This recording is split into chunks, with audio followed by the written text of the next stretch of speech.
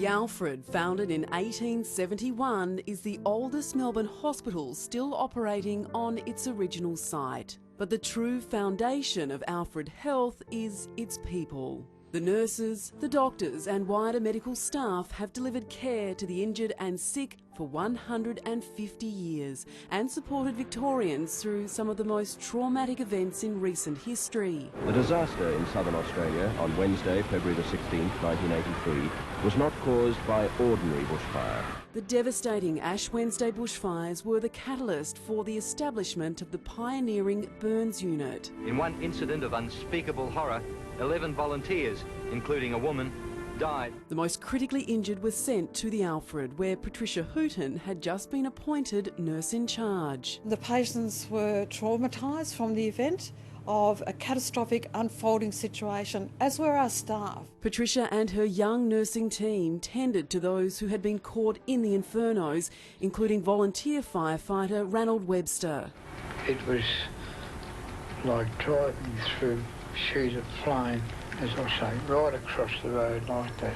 Ranald was a terrific person to care for. He had great strength of character.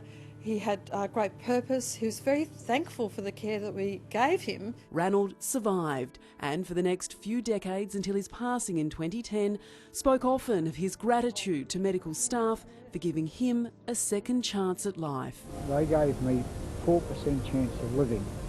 I was in the Alfred for 12 weeks. I'm now back playing the piano, living a normal life.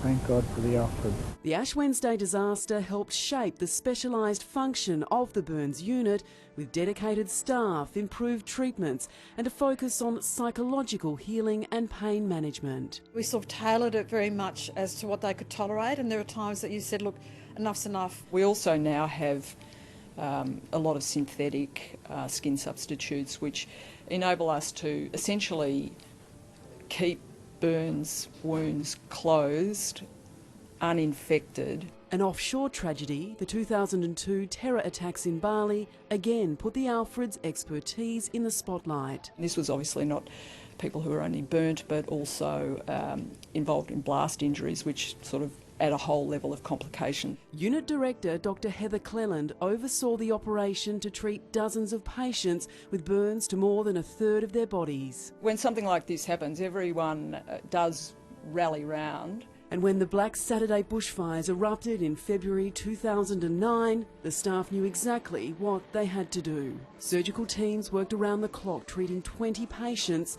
nurses worked 14-hour shifts and extra social workers were brought in. The significant thing is to believe that you can make a difference, really, one way or another. Kate Sanderson is among the countless burns patients who credit their survival to Alfred Health. In 2011, when she and Turia Pitt were caught in a fire while competing in a West Australian ultramarathon, Kate was airlifted to Melbourne. Collectively, with rehab, I was in just under 6 months. With critical injuries and burns to 60% of her body, Kate faced a protracted and difficult recovery. But the world-class medical treatment and constant compassion she received helped get her through. Doctors, the nurses, the surgeons, I was just in awe. They were just all so humble, so amazing. One of the most determined patients fighting to recover in the burns unit in recent times is Stephanie Broward. The young woman was horrifically burned in New Zealand's 2019 White Island volcanic eruption and has undergone countless skin grafts, operations and rehabilitation at the Alfred since. Every time that I would move forward with my recovery, every time I would take another step or I would do another lap around the hospital ward, I would smile and the nurses would be so proud and they'd be pushing me forward and reassuring me and cheering me on, and that made me happy. We love caring for them, and the nursing staff, the medical team are fantastic. They do extraordinary work. The Alfred Burns unit treats more than 1,300 patients each year, and every day within these walls, the carers and the cared for demonstrate remarkable courage. Human spirit is extraordinary. Help the Alfred continue to care for Victorians during life's most critical moments. Donate today, alfred150.org.au.